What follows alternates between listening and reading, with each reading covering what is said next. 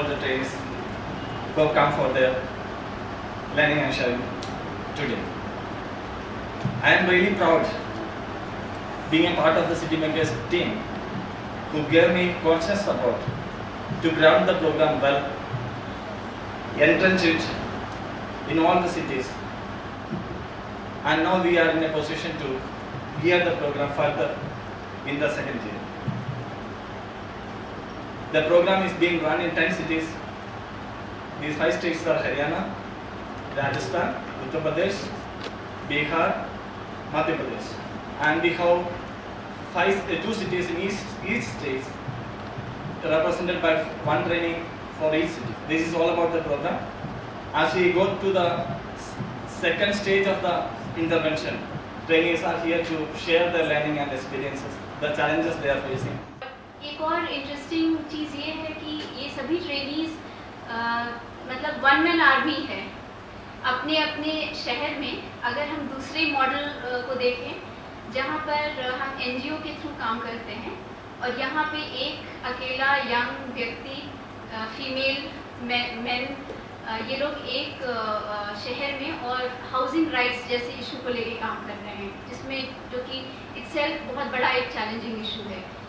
एक साल में जिस तरह से आप लोगों ने ये पूरे अपने प्रेजेंटेशंस लगाए हैं, उसमें निकल के आ रहा है कि लोग उसमें सामने आ रहे हैं, ग्रुप्स बढ़ रहे हैं, आपका नेटवर्क बढ़ रहा है और ये इम्पोर्टेंट होगा आने वाले समय में। जरूर ये 10 शहर जो होगा, ये जो आप लोगों का एक्सपीरियंस होगा और इसके बाद जो ये बुकलेट वगैरह रिपोर्ट्स आएंगे, ये एक डॉक्यूमेंट होगा आने वाले जनरेशन्स के लिए, जो इसके माध्यम से हाउसिंग राइट्स और अर्बन इशूज़ को समझ बढ़ाने के लिए उनके पास एक करिकुलम होगा, जिसके हम पूरी हाइपोथेसिस इसमें लेकर चले थे। 12 दिसंबर 2012 को उसको सेना के सैनिकों द्वारा उजाड़ दिया गया, जिससे वहाँ के लोग आवास विहीन हो गए हैं। ना उनके सर पे छत है और ना ही उनके पास रोज़गार है जो वो 2 जून की रोटी बिता सके। जो उनके घर तोड़े गए हैं तो उसमें उन्होंने धरना दिया अपने घरों को बचाने के लिए, ज्ञापन दिए डीएम को और कोशिश की कि हमको आवास हमारा मिल जाए, लेकिन ऐसा नहीं हो पाया है। आप जो राजीव गांधी आवास योजना के तहत या जेएनआरएम के तहत जो शहरी गरीबों को जो मकान दे रहे हैं, वो इतने 2 लाख रुपए 3 लाख रुपए में आप दे रहे हो, जब आज वो व्यक्ति को जो एक मकान मिल रहा है उसमें तो सीधा 3 लाख का कर्जा हो गया। जब व्यक्ति शहर में आता है वो कोई घर बनाने को तो नहीं आता है, और यहाँ की सरकार बोलती है कि ये बाहर से लोग आते हो यहाँ झुग्गी बस्ती बना लेते हैं। वो क्यों झुग्गी बस्ती बनाएंगे? क्योंकि गांव में आपने रोजगार की लाइवलीहुड की संभावनाएं ख़त्म कर दी। इन मुद्दों को लेकर एक तरीके से सरकार के साथ डायलॉग करना, लोगों के मुद्दों को लेकर पैरवी करना, लोगों को तैयार करना कि वो अपनी मांगों को लेकर सरकार के साथ बात करें। तो एक बस्ती हमारी है बम बाबा भूनतोली, जहाँ पे एजुकेशन की सबसे बड़ी मुद्दा थी। वहाँ के बच्चे स्कूल नहीं जाते थे। एक तरफ NH रोड था और दूसरे तरफ रेलवे क्रॉसिंग और तीसरे तरफ पहाड़, तो इस वजह से बच्चे जा नहीं पा रहे थे स्कूल। लास्ट में संगठन में ये तय किया गया कि संगठन कमेटी एक स्कूल खोलेगी और हर घर से 30 रुपया उस स्कूल में के टीचर के लिए संगठन में पैसा जमा किया जाएगा, और 2 महीने का वो प्रोसेस उन लोगों ने पहले जमा किया। उसके बाद स्कूल की स्थापना हुई। मैं जिस जगह पर रहती थी वहाँ पे भी इविक्शन का खतरा था, और इविक्शन का खतरा होने के बाद में मुझे एहसास हुआ कि हाउसिंग राइट एक ऐसा मुद्दा है जो सभी को फेस करना पड़ता है, चाहे वो मिडिल फैमिली हो, लोअर फैमिली हो या किसी भी तरह की कम्युनिटी हो। हर किसी को ये समस्या अपने आने वाले समय में झेलनी पड़ती है, क्योंकि अर्बनाइजेशन बढ़ता जा रहा है, शहर की ग्रोथ हो रही है, नए नए प्लान्स और पॉलिसीज़ आ रही हैं, तो इससे जो है लोगों के आवास अधिकार के ऊपर एक खतरा, एक क्वेश्चन मार्क बनता जा रहा है। अभी आप हम अगर PRA को देखेंगे, उसके तहत जब हमने शुरुआत किया तो पूरी बस्ती के एक लोग उस दिन रुक करके पूरी पार्टिसिपेट किया और पूरी अच्छे से समझा चीज़ों को। तो अब उसको जो है एक बार अगर चीज़ें सामने ला के दिखा देते हैं कि ये मुद्दा है, इसको ऐसे करना है, तो वो तैयार हो जाता है लड़ने के लिए। जब हम दिल्ली से बाहर हैं तब तक झुग्गियाँ टूटती है, लेकिन तब तक बाई संपर्क हम उसके साथ टच में रहे और उन्होंने अपनी झुग्गी को तोड़ने से बचाया। तो इससे पहले मेरे को हाउसिंग राइट्स के बारे में कुछ नहीं पता था, और मेरे को बस्ती में जाना भी काफ़ी प्रॉब्लम होती थी। मेरे को समझ नहीं आता था मैं किस तरह से शुरू करूं, लेकिन जिस तरीके से हम लोगों ने सिटी लेवल मीटिंग्स अटेंड करी और आप लोगों से सबसे सीखा, उसके बाद मेरे को पता चला कि किस तरह से मेरे को जाके काम करना है और किस तरह मेरे को अकेले को ही ये सब चुनौतियों का सामना करना है और इन सब का हल निकालना है। जैसे कि मैं फ़रीदाबाद में काम कर रहा हूँ, तो फ़रीदाबाद में काम करना काफ़ी चुनौतीपूर्ण रहा।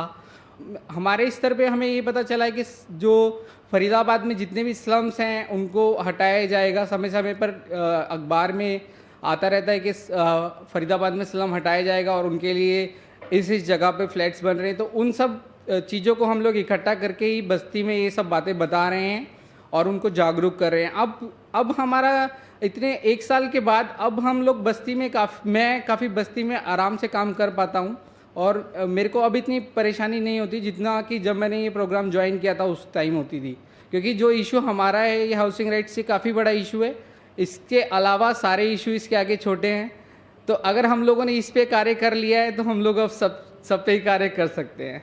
जयपुर शहर को विश्व स्तरीय शहर बनाने का सपना लोग संजोए हुए हैं, उसी की दिशा में काम चल रहा है। नंबरिंग हो रही है, मानो बस्ती बसी हुई है, कच्ची बस्ती है, उनमें नंबर डलवा रहे हैं कि भाई राजीव गांधी आवास योजना के तहत बस्ती का सर्वे हो रहा है और हाउसिंग नंबर आपको अलर्ट हो गए हैं।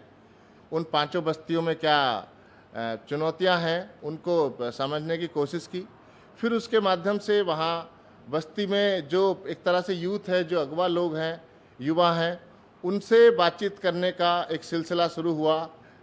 जो आवास की योजना चल रही है उनमें किन किन बस्तियों का चयन हुआ है और ये जो बस्तियां हैं इनको कब तक आप ये चीज़ें दे पाएंगे, उनके लिए हमने बातचीत की जेडीए के अधिकारियों से और फिर वापस आए, लोगों के बीच में मीटिंग की, प्लानिंग किया, बस्ती की मुद्दे के प्रति समझ विकास, कुछ एक 4-4, 5-5 लोगों की टीम बस्ती में जो यूथ हैं उनको हमने मुख्य रूप से इस काम के लिए अवेयर कर पाए कि हम सामूहिक रूप से इस बात के लिए लड़ें कि आवास की जो योजना है उसको हमको सुनिश्चित करना है। वो करीबन 55-60 साल से उस बस्ती में उस जगह पर रह रहे हैं।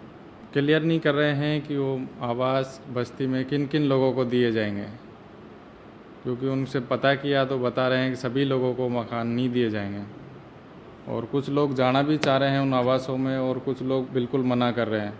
वो कह रहे हैं कि हमको यहीं पे अगर पट्टा मिल जाता है तो मकान तो हम खुद बना लेंगे, लेकिन वो डर की वजह से अभी मकान नहीं बना रहे कि अगर मकान बनाएंगे तो गवर्नमेंट आके तोड़ जाएगी इसको। उनके लिए भी एक वो संगठन तैयार किया है अभी उस बस्ती में कि वो अपने लिए लड़ सकें।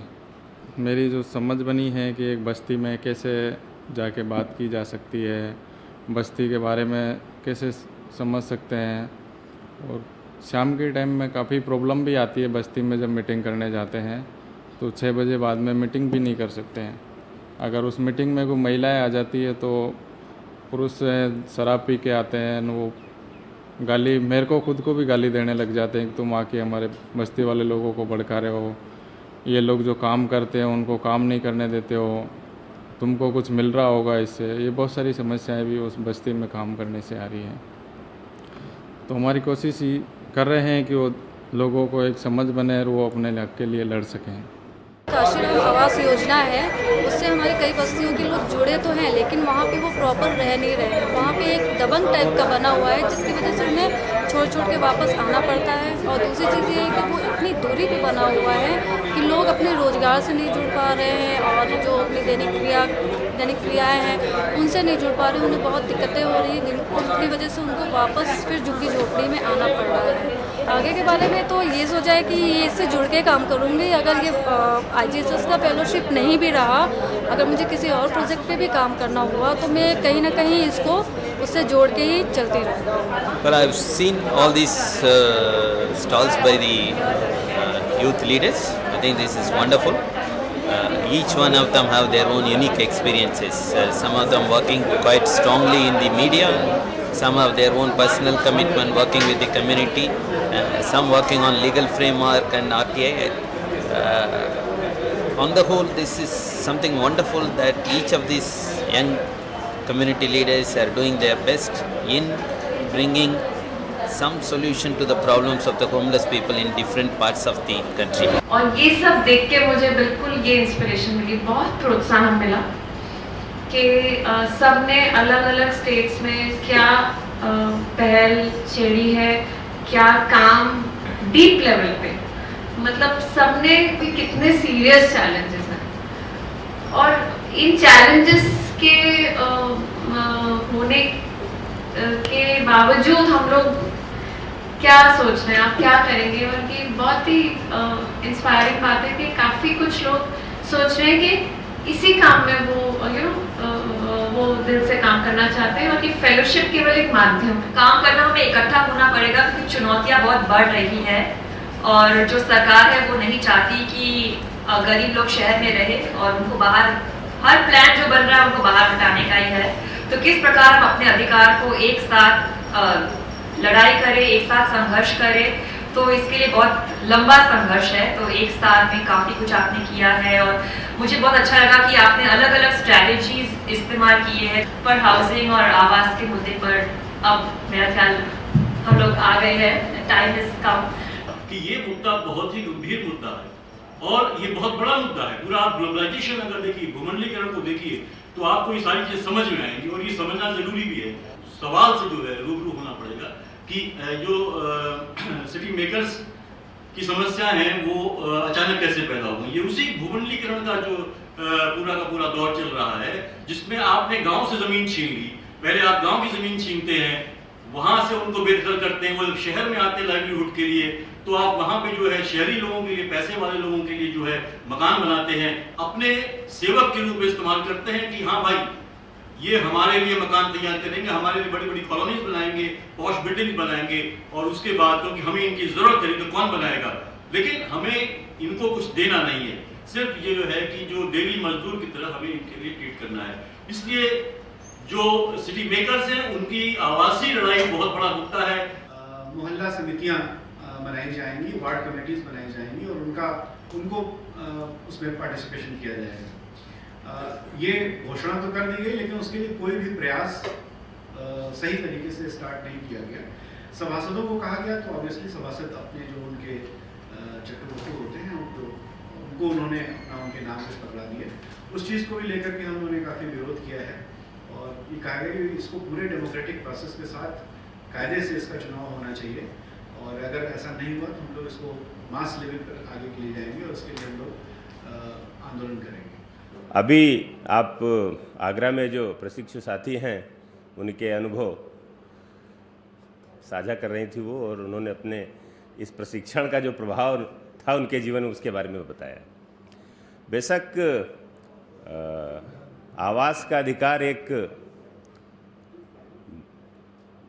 चुनौतीपूर्ण अधिकार है और ख़ास तौर से उन लोगों के लिए जिनके पास अपना कोई ज़मीन का टुकड़ा नहीं है या अपनी छत नहीं है, कि सरकार के पास लैंड बैंक खाली हो रहा है, उनके पास ऐसी कोई ज़मीन नहीं है जहां बड़े बड़े मॉल बन सकें, बड़ी बड़ी रियल इस्टेट प्रोजेक्ट्स लगाई जा सकें और अल्टीमेटली उनको केवल स्लम रिनोवेशन के लिए या शहर के सुंदरीकरण के लिए इस तरह की पॉलिसीज़, इस तरह के प्रोग्राम्स जबरियां पब्लिक के ऊपर लादे जा रहे हैं, जिससे डिस्प्लेसमेंट होगा, इविक्शन होगा और अंततः गरीब शहर की सीमा से बाहर किया जाएगा।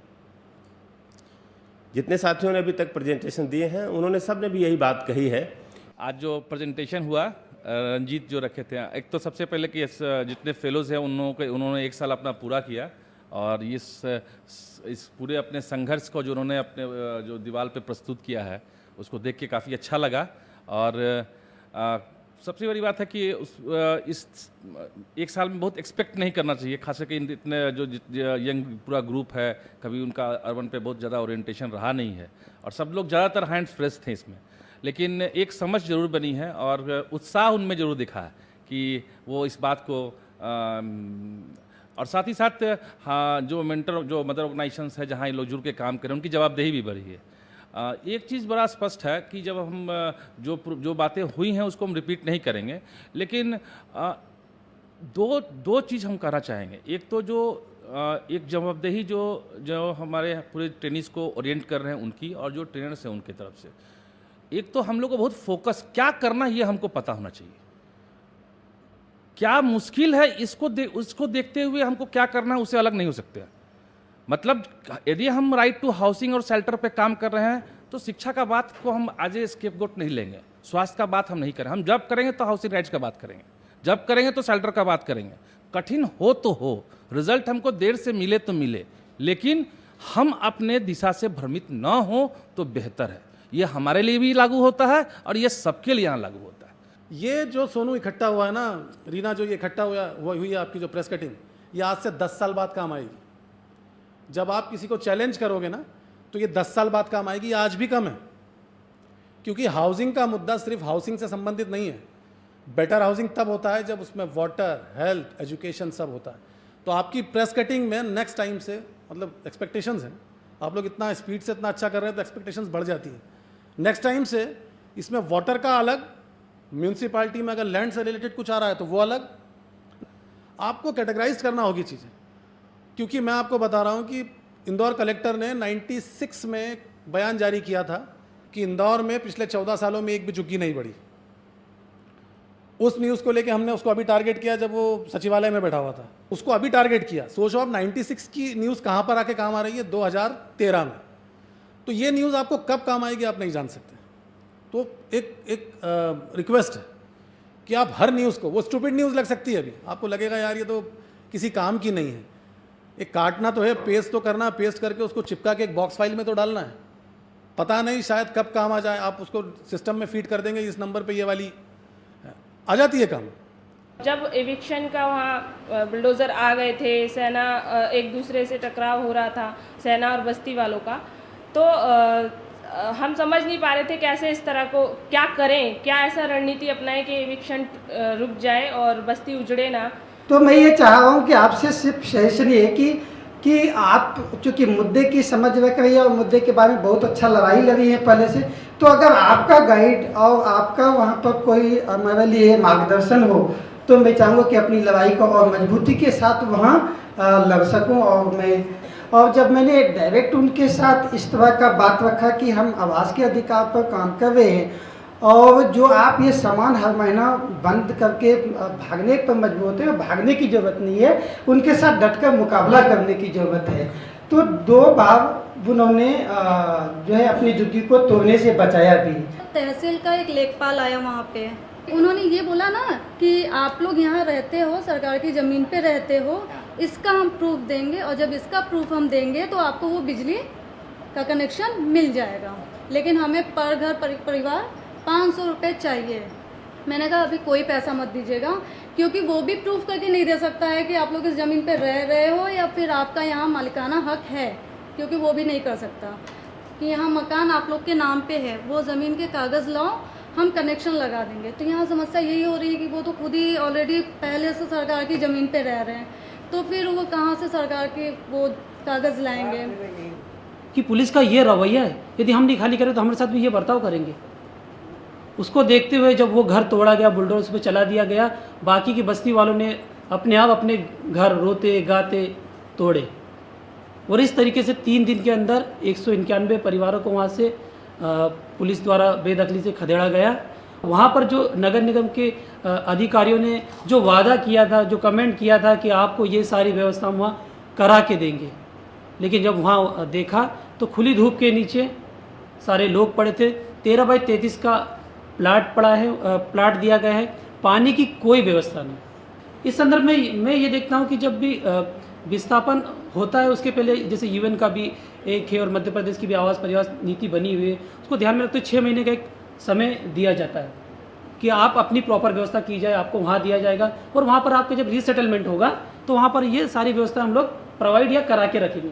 लेकिन वहाँ पर सब नियमों की अनदेखी की गई। सभी लोगों को ये चीज़ अच्छे से अवेयर करनी होगी कि आवास का अधिकार भी उनका एक अधिकार है जो कि सभी अधिकारों से जुड़ा हुआ है और ये एक बहुत बड़ा मुद्दा है जिसके लिए सभी लोगों को आगे बढ़ के आना पड़ेगा, जिसके लिए आने वाले समय में मैं एक योजना बना रहा हूँ अपने फरीदाबाद में और बस्तियों में कि आवास अधिकार मंच के गठन पर जोर दे रहा हूँ कि वहीं के लोग मिलकर एक गठन की तैयारी करें, ताकि ये लड़ाई एक बहुत लंबी लड़ाई है और वो सब आगे चल के ये लड़ाई खुद लड़ सकें।